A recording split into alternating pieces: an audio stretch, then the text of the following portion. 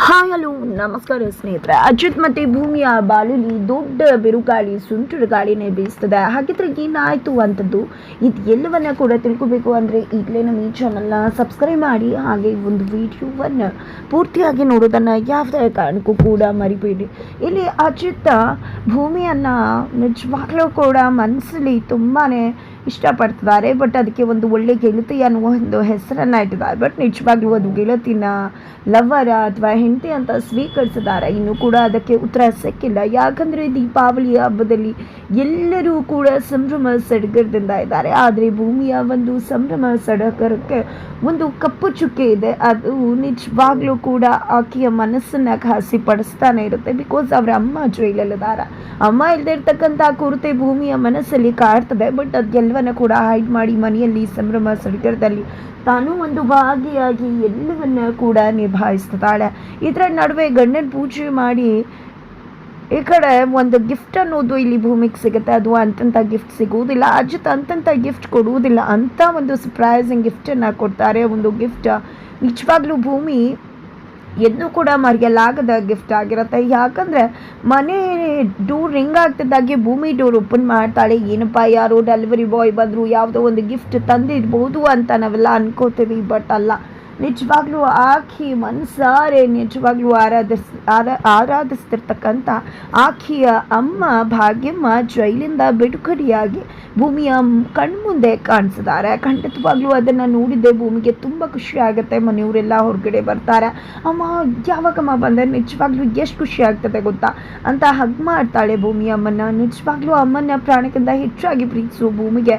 ಅದಕ್ಕಿಂತ ಬೇರೆ ಏನೂ ಕೂಡ ಉಡುಗೊರೆ ಕೊಡ್ಲಿಕ್ಕೆ ಆಗೋದಿಲ್ಲ ಅನ್ನೋದು ತುಂಬ ಚೆನ್ನಾಗಿ ಅಜಿತ್ಗೆ ಗೊತ್ತಿರುವುದರಿಂದಾಗಿ ಜೈಲಲ್ಲಿ ಇದ್ರೂ ಕೂಡ ಒಂದು ಸ್ಪೆಷಲ್ ಪರ್ಮಿಷನ್ನ ಜೊತೆಗೆ ಇಲ್ಲಿ ಅವರ ಅಮ್ಮನ ಕರ್ಕೊಂಡು ದೀಪಾವಳಿಯ ಹಬ್ಬಕ್ಕೆ ಮನೆಗೆ ಕರೆಸಿದ್ದಾರೆ ಇಲ್ಲಿ ಅಜಿತ್ ಅಂತ ಹೇಳ್ಬೋದು. ಇಲ್ಲಿ ಸತ್ಯಣ್ಣ ಹಾಗೆ ಲಕ್ಷ್ಮಕ್ಕ ಕೂಡ ಅವರನ್ನು ಕರ್ಕೊಂಡು ಮನೆಗೆ ಬಂದಿದ್ದಾರೆ. ಏನು ಲಕ್ಷ್ಮಕ್ಕ, ಈ ವಿಷಯ ನನ್ನ ಹತ್ರ ಹೇಳಲೇ ಇಲ್ವಲ್ಲ ನೀನು ಅಂತ ಭೂಮಿ ಕೇಳಿದಾಗ ಅಜಿತ್ ಸಾಹೇಬ್ರೆ ಹೇಳಿದರು, ನಿಂಗೆ ಸರ್ಪ್ರೈಸ್ ಕೊಡಬೇಕು ಅಂತ. ಅದಕ್ಕೆ ಹೇಳಲಿಕ್ಕಾಗಿಲ್ಲ ಭೂಮಿ ಅಂತಾರೆ. ಎತ್ತ ಕಡೆ ಅಜಿತ್ ನನ್ನ ಸಾಹೇಬ್ರೆ ಅಮ್ಮ ಹೇಗೆ ಅಂದಾಗ ನನಗೆ ಅರ್ಥ ಆಗತ್ತೆ ಭೂಮಿ, ನೀನು ಅಮ್ಮನ ಎಷ್ಟು ಮಿಸ್ ಮಾಡ್ಕೋತದೆ ಅಂತ. ಅದೇ ಕಾರಣಕ್ಕೆ ಸ್ಪೆಷಲ್ ಪರ್ಮಿಷನ್ ಜೊತೆಗೆ ಅವರನ್ನು ಇಲ್ಲಿಗೆ ಕರೆಸಿದ್ದೀನಿ ಅಂತ ಹೇಳ್ತಾರೆ. ಎಷ್ಟು ದಿನ ಅಮ್ಮ ನನ್ನ ಜೊತೆಲಿ ಇರ್ತಾಳೆ ಅಂದಾಗ ಅಷ್ಟೇ ಇವತ್ತು ಸಂಜೆ ತನಕ ಮಾತ್ರ, ಅಲ್ಲಿವರೆಗೂ ನೀನು ನಿಮ್ಮಮ್ಮನ ಜೊತೆ ಹಬ್ಬವನ್ನು ಆಚರಿಸ್ಬೋದು ಅಂತಾರೆ.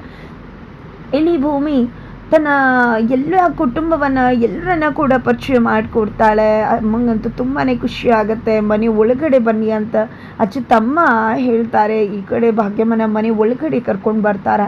ಈ ಕಡೆ ಅಜ್ಜಿಯನ್ನು ಪರಿಚಯಿಸೋದು ಭೂಮಿ ಕಷ್ಟ ಆಗುತ್ತೆ. ಬಿಕಾಸ್ ಇಲ್ಲಿ ಅಜ್ಜಿ ಮೊದಲು ಹೇಳಿದರು, ಒಂದು ಗಂಡನನ್ನೇ ಸಾಯಿಸಿದಂಥ ಮಗಳನ್ನು ಯಾವುದೇ ಕಾರಣಕ್ಕೂ ಒಪ್ಕೊಳ್ಳೋದಿಲ್ಲ, ಅವರಮ್ಮ ಇಂಥವ್ರು ಹಾಗೆ ಹೀಗೆ ಅಂತ. ಅದೇ ಕಾರಣಕ್ಕೋಸ್ಕರನೇ ಭೂಮಿಗೆ ತನ್ನ ತಾಯಿನ ಹೇಗೆ ಪರಿಚಯ ಮಾಡಿಕೊಡೋದು, ಅಜ್ಜಿಯನ್ನು ಹೇಗೆ ಪರಿಚಯ ಮಾಡಿಕೊಡೋದು ಅಮ್ಮಂಗೆ ಅಂತ ಅನಿಸುತ್ತೆ. ಬಟ್ ಅಜ್ಜಿನೇ ಪರಿಚಯ ಮಾಡ್ಕೋತಾರೆ. ನಿಜವಾಗ್ಲೂ ನೀವು ಭೂಮಿ ಅಂತ ಹೆಣ್ಮಗಳಿಗೆ ಜನ್ಮ ಕೊಟ್ಟಿದ್ರೆ ಆದಮೇಲೆ ಯಾವುದೇ ಕಾರಣಕ್ಕೂ ಕೂಡ ನಿಮ್ಮ ಗಂಡನ ಸಾಯಿಸಿರೋದಕ್ಕೆ ಸಾಧ್ಯನೇ ಇಲ್ಲ. ಖಂಡಿತ ನೀವು ನಿರಪರಾಧಿ ಅಂತ ಗೊತ್ತಾಗಿ ಖಂಡಿತ ಹೊರಗಡೆ ಬಂದೇ ಬರ್ತೀರಾ ಅಂತಾರೆ. ಜೊತೆಗೆ ಇಲ್ಲಿ ಸಂಗೀತ ಅವ್ರು ಕೂಡ ಹೌದು, ಕಾನೂನಿನ ಮೇಲೆ ವಿಶ್ವಾಸ ಇಡಿ, ಖಂಡಿತವಾಗ್ಲೂ ಕೂಡ ನೀವು ಹೊರಗಡೆ ಬರ್ತೀರಾ ಅಂತ ಹೇಳ್ತಾರೆ. ಬಟ್ ಇಲ್ಲಿ ಅಪೇಕ್ಷೆ ಅದೇನು ಯಾರಿಗೂ ಕೂಡ ಇವ್ರು ಬಂದಿರುವುದನ್ನು ಸಹಿಸೋಕೆ ಸಾಧ್ಯ ಆಗ್ತಿಲ್ಲ. ತದನಂತರ ಏನದು ನಿಲ್ಸ್ಕೊಂಡೇ ಇದೆಯಲ್ಲ ಭೂಮಿಯ ಅಮ್ಮಂಗೆಲ್ಲ ಅಡುಗೆ ಎಲ್ಲ ಬಡಿಸು ಅಂತ ಹೇಳಿ ಸಂಗೀತವರು ಹೇಳಿದಾಗ ಅಮ್ಮನ ಕೂಡಿಸಿ ಎಲ್ಲ ರೀತಿ ವೆರೈಟಿ ಊಟವನ್ನು ಕೂಡ ಬಡಿಸ್ತಾಳೆ. ಅಮ್ಮ ತಿನ್ನಿ ಅಮ್ಮ, ನಾನೇ ಎಲ್ಲ ಮಾಡಿರೋದು, ಬದನೆಕಾಯಿ ಪಲ್ಯ ಅದು ಇದು, ಜೊತೆಗೆ ನಮ್ಮ ಒಂದು ತೋಟದಿಂದಾನೇ ಉಪ್ಪಿನಕಾಯಿ ಮಾಡಿರೋದು, ನಮ್ಮ ಅತ್ತೆ ಮಾಡಿರೋದು ತಗೊಳ್ಳಿ ಅಂತ ಹೇಳ್ತಾರೆ. ಈ ಕಡೆ ಅತ್ತೆ ಏನಮ್ಮ ಇದು, ನಾನು ಬಂದೆ ಅಂತ ನನ್ನೇ ಉಪಚರಿಸ್ತಿದ್ಯಲ್ಲ, ಮನೆಯವ್ರನ್ನು ಎಲ್ಲರನ್ನೂ ಕೂಡಿಸಿ ಊಟ ಬಡಿಸು ಅಂತ ಹೇಳ್ತಾರೆ.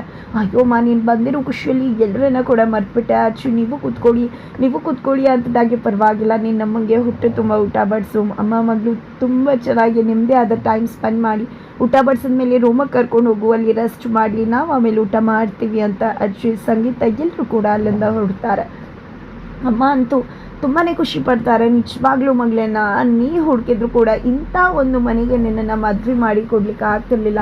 ಎಂಥ ಒಳ್ಳೆ ಮನೆ ಸೇರ್ಕೊಂಡಿದೆ, ನಿಜವಾಗ್ಲೂ ಸಿರಿವಂತರು, ಹಾಗೆ ಮನಸ್ಸಲ್ಲೂ ಕೂಡ ನಿಜವಾಗ್ಲೂ ಸಿರಿವಂತರೆ ಅಂತ ಹೇಳಿ ಇಲ್ಲಿ ಭಾಗ್ಯಮ್ಮ ಹೇಳ್ತಾರೆ. ತದನಂತರ ಇಲ್ಲಿ ಭೂಮಿ ರೂಮಿಗೆ ಕರ್ಕೊಂಡು ಬರ್ತಾಳೆ ಅಮ್ಮನ. ಅಮ್ಮ ರೂಮ್ ನೋಡಿದ್ದೆ ನನ್ನ ಮಗಳು ಈ ರೂಮ್ಗಿಂತ ಚಿಕ್ಕದ್ರಲ್ಲಿ ಬೆಳೆದವಳು ಇವತ್ತು ಇಂಥ ದೊಡ್ಡ ರೂಮಿನ ಅರಮನೆಯ ಸೊಸೆಯಾಗಿ ಬಂದಿದ್ದಾಳೆ, ತುಂಬಾ ಖುಷಿ ಆಗತ್ತೆ ಅಂತ ಹೇಳ್ತಿದ್ದಾಗೆ ಅಜಿತ್ ರೂಮಿಗೆ ಬರ್ತಾರೆ. ನೀವೇನು ಸಂಕೋಚ ಮಾಡ್ಕೋಬೇಡಿ ಅಂತ ಹೇಳ್ತಿದ್ದಾರೆ.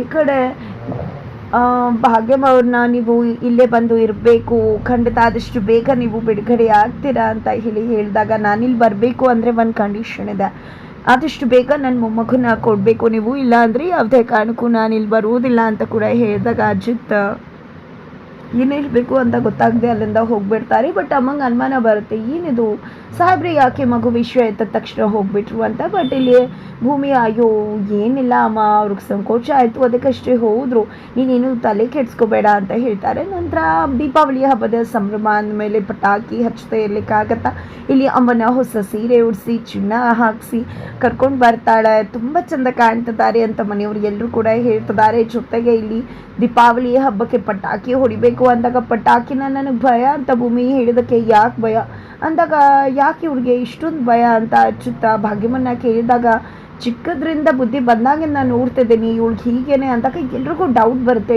ಬುದ್ಧಿ ಬಂದಾಗಿಂದ ನಾನು ನೋಡ್ತಿದ್ದೀನಿ ಅಂದರೆ ಏನರ್ಥ ಆಗಿದ್ರೆ ಮೊದಲು ಅವ್ರ ಜೊತೆ ಇರಲಿಲ್ವಾ ಅಂತ. ಬಟ್ ಭೂಮಿ ಅಯ್ಯೋ ಯಾಕೆ ರೀತಿ ಮಾತಾಡ್ತಿದ್ರ, ನಮ್ಮಮ್ಮನ ನಂಗೆ ನಿಜವಾದ ತಾಯಿ ಏನು ಮಾತಿನ ಭರದಲ್ಲಿ ಆ ರೀತಿ ಹೇಳಿದ್ರು ಅಂತ ಹೇಳ್ಬಿಡ್ತಾರೆ. ಬಟ್ ಇಲ್ಲಿ ಭೂಮಿ ನೀವೆಲ್ಲ ಪಟಾಕಿ ಹಚ್ಚಿ ಒಳಗಡೆ ಹೋಗ್ತೀನಿ ಅಂದಾಗ, ಇಲ್ಲ ಪಟಾಕಿ ಭಯ, ಈಗಲೇ ಹೋಗಬೇಕು ನಿನಗೆ ಅಂತ ಹೇಳಿ ಭೂಮಿನ ನಿಲ್ಲಿಸಿ ಪಟಾಕಿ ಹೊಡಿಸ್ತಾರೆ ಅಜಿತ್. ತದನಂತರ ಸಂಜೆ ಆಗುತ್ತೆ, ಭಾಗ್ಯವನ್ನು ಕಳಿಸ್ಕೊಡ್ಬೇಕಾಗಿದೆ. ಸಂಗೀತ ಅವರು ಒಂದು ಉಡುಗೊರೆ ಕೊಡ್ತಾರೆ, ಇದು ಹೀಗೆ ನಾನಲ್ಲಿ ಹೋಗಲಿ ಅಂದಾಗ, ಪರವಾಗಿಲ್ಲ ತೊಗೊಂಡು ಹೋಗಿ, ನಮ್ಮ ಮನೆಗೆ ಫಸ್ಟ್ ಟೈಮ್ ಬಂದಿದ್ರೆ ನೆಕ್ಸ್ಟ್ ಟೈಮ್ ಬರಬೇಕಿದ್ರೆ ಪರ್ಮನೆಂಟಾಗಿ ಇಲ್ಲಿರೋ ರೀತಿ ಆಗಲಿ ಅಂತ ಸಂಗೀತ ಅವರು ಹೇಳಿ ಉಡುಗೊರೆ ಕೊಡ್ತಾರೆ. ತದನಂತರ ಇಲ್ಲಿ ಭೂಮಿ ಕಣ್ಣೀರು ಹಾಕ್ತಿದ್ರೆ ಅಚ್ಯುತ, ನೀನು ಈ ರೀತಿ ಕಣ್ಣೀರು ಹಾಕಿದ್ರೆ ಇದ್ದ ಖುಷಿಗಿಂತ ಕಣ್ಣೀರೇ ನೆನಪಾಗ್ತಿರುತ್ತೆ ಅಂದಾಗ, ನನ್ನ ದುಃಖ ಅದಕ್ಕೂ ಮೀಲು ಅಂತ ಹೇಳ್ತಾಳೆ. ತದನಂತರ ಇಲ್ಲಿ ಶ್ರವಣ್ ಅವ್ರು ಕೂಡ ಭೂಮಿ ಅಳ್ಬೇಡಮ್ಮ, ನಿನ್ನ ಹತ್ರ ತುಂಬ ಸಂಕಟ ಆಗತ್ತೆ, ನಿಮ್ಮಮ್ಮ ನಿರಪರಾಧಿ ಆಗಿದ್ರೆ ಖಂಡಿತ ಹೊರಗಡೆ ಬರಬೇಕು, ನೋಡಿಯಮ್ಮ ನಿಮ್ಮ ವಿರುದ್ಧ ಲಾಯರ್ ನಾನೇ ಆಗಿರ್ಬೋದು, ಆದರೆ ಖಂಡಿತವಾಗ್ಲೂ ನಿಮ್ಮ ಮಗಳನ್ನು ತಂದೆಯ ಸ್ಥಾನದಲ್ಲಿತ್ತು ಚೆನ್ನಾಗಿ ನೋಡ್ಕೊಳ್ತೀನಿ, ಆ ಭರವಸೆ ನಾನು ನಿಮಗೆ ಕೊಡ್ತೀನಿ ಅಂತ ಶ್ರವಣ್ ಹೇಳ್ತಾರೆ. ತದನಂತರ ಇಲ್ಲಿ ಅಜ್ಜಿ ಇದೇ ಸರಿಯಾದ ಸಮಯ, ಅಮ್ಮಂಗೂ ಕೂಡ ನೋವು ಕಡಿಮೆ ಆಗತ್ತೆ, ಅಮ್ಮಂಗೂ ಕೂಡ ಒಂದು ರೀತಿ ಖುಷಿ ಆಗುತ್ತೆ. ಇದೇ ಸಮಯದಲ್ಲಿ ಭೂಮಿನ ನಾನು ಒಪ್ಕೊಂಡಿದ್ದೀನಿ ಈ ಮನೆ ಸೊಸೆಯಾಗಿ ಅಂತ ಅನೌನ್ಸ್ ಮಾಡೋಣ ಅಂತ ನಿರ್ಧಾರ ಮಾಡಿದ್ದೆ. ಇಲ್ಲಿ ಅವ್ರ ಅಮ್ಮನ ಹತ್ರ ಹೋಗಿದ್ದೆ, ನಿಮ್ಮ ಹತ್ರ ಮುಖ್ಯವಾದ ವಿಷಯ ಹೇಳಬೇಕು, ನಿಮ್ಮ ಮುಂದೆ ಹೇಳಿದ್ರೇ ಇದಕ್ಕೆ ಒಂದು ವ್ಯಾಲ್ಯೂ ಜಾಸ್ತಿ ಅಂತ ಅಂದ್ಕೊಂಡಿದ್ದೀನಿ ಅಂತ ಹೇಳಿ, ನಾನು ಭೂಮಿಯನ್ನು ಸೊಸೆ ಅಂತ ಒಪ್ಕೊಂಡಿರಲಿಲ್ಲ. ಅವ್ರ ಮದುವೆ ಆಗಿದ್ದ ದಿನ ಅಚ್ಯುತನ ಎಂಗೇಜ್ಮೆಂಟ್ ಇತ್ತು, ಅದರಿಂದಾಗಿ ಭೂಮಿ ಬಗ್ಗೆ ನನಗೆ ತುಂಬ ತಾತ್ಸಾರ ಆಯಿತು, ಬೇಜಾರಿತ್ತು. ಆದರೆ ಅವಳ ಒಳ್ಳೆಯತನ ನನ್ನ ಮನಸ್ಸನ್ನು ಗೆದ್ದಿದೆ, ಅವಳನ್ನು ಈ ಮನೆ ಸೊಸೆ ಅಂತ ಒಪ್ಕೋತಾ ಇದ್ದೀನಿ ಅಂತ ಹೇಳ್ತಾರೆ. ಇಡೀ ಮನೆ ಖುಷಿ. ಆದರೆ ಇಲ್ಲಿ ಅಶ್ವಿನಿ ಮತ್ತು ದೇವಿಯಾನಿ ಅಪೇಕ್ಷೆ ಸಿಗದೆ ಇಟ್ಟಿದ್ದಾರೆ ಮನಸ್ಸಲ್ಲೇ. ಈ ಕಡೆ ದೇವಿಯಾನಿ ಅವರಂತೂ, ನೋಡು ನನ್ನ ಮಗಳನ್ನ ದೂರ ಮಾಡಿದ್ಯಾ ನೀನು, ನಿನ್ನನ್ನು ಖಂಡಿತ ನಿನ್ನ ಕಥೆನ ಮುಗಿಸಿ ನಿಮ್ಮಮ್ಮನ ಜಾಗ ಕಳಿಸ್ತೀನಿ ಅಂತ ಮನಸ್ಸಲ್ಲಿ ಅನ್ಕೋತಾರೆ. ಇದರಿಂದಾಗಿ ಅಚ್ಯುತ್ಗಂತೂ ಎಷ್ಟು ಕೋಪ ಬರುತ್ತೆ, ಸಿಟ್ಟು ಬರುತ್ತೆ ಅಂದರೆ, ಭೂಮಿ ರೂಮಿಗೆ ಬರ್ತಿದ್ದಾಗೆ ಅವಳು ಖುಷಿಯಿಂದ ಅಮ್ಮನ್ನ ಬಿಡಿಸಿದ್ದಕ್ಕೆ, ತುಂಬ ಥ್ಯಾಂಕ್ಸ್ ಕರ್ಕೊಂಡು ಬಂದಿದ್ದಕ್ಕೆ ಅಂತ ಹೇಳಿ ಹಗ್ ಮಾಡಿದ್ರೆ ತಳ್ಳಿಬಿಟ್ಟಿದ್ದೆ, ನೀನು ಯಾರು ಈ ರೀತಿ ಮಾಡುವಂದಿದ್ದು, ಬಾಯಿ ಮುಚ್ಕೊಂಡು ಮದುವೆ ಆಗಿ ಬಂದಮೇಲೆ ಸುಮ್ಮನೆ ಇರಬೇಕಿತ್ತು, ಅದನ್ನು ಬಿಟ್ಟು ಮನೆಯವ್ರು ಯಾಕೆ ಹತ್ರ ಆದೆ, ಇವತ್ತು ನಾನು ಎಂಥ ಪರಿಸ್ಥಿತಿ ಫೇಸ್ ಮಾಡ್ತಿದ್ದೀನಿ ಗೊತ್ತಾ ಅಂತ ಸಿಡಿದು ಹೇಳ್ತಿದ್ದಾರೆ. ಬಿಕಾಸ್ ಅಜ್ಜಿ ಅಕ್ಸೆಪ್ಟ್ ಮಾಡಿಬಿಟ್ರು, ಇನ್ನೇನೇ ಇದ್ರು 1 ವರ್ಷ ಕಾಂಟ್ಯಾಕ್ಟ್ ಮ್ಯಾರೇಜ್ ಆದಮೇಲೆ ಭೂಮಿ ತನ್ನಿಂದ ದೂರ ಆದರೆ ಅದನ್ನು ಮನೆಯವರು ಅಕ್ಸೆಪ್ಟ್ ಹೇಗೆ ಮಾಡ್ಕೋತಾರೆ, ನಿಜವಾಗ್ಲೂ ಘಾಸಿ ಆಗ್ಬೋದು ಅವ್ರಿಗೆ ಅನ್ನೋದು ಅಜಿತ್ ಯೋಚನೆ ಆಗಿದೆ. ಅದಕ್ಕೆ ತಿರುಗಿ ಬಿದ್ದಂತಹ ಭೂಮಿ, ನೀವು ಹೇಗೆ ಎಲ್ಲರೂ ಮುಂದೆ ಪ್ರೀತಿ ಮಾಡೋ ರೀತಿ ನನ್ನ ಹತ್ರ ರಿಯಾಕ್ಟ್ ಮಾಡ್ತಾ ಇದ್ರಿ ಅನ್ನೋ ಪ್ರಶ್ನೆಯನ್ನು ಮುಂದಿರ್ತಾಳೆ. ಇದೆಲ್ಲದಕ್ಕಿಂತ ಮುಖ್ಯವಾಗಿ ಭೂಮಿ ಮೇಲೆ ಅಟ್ಯಾಕ್ ಮಾಡಬೇಕು, ದಾಳಿ ಮಾಡಿಸ್ಬೇಕು, ಆಕೆ ಕಥೆಯನ್ನು ಮುಗಿಸ್ಬೇಕು ಅಂತ ದೇವಿಯಾನಿ ಹೊಂಚಾಗ್ತಿದ್ದಾರೆ.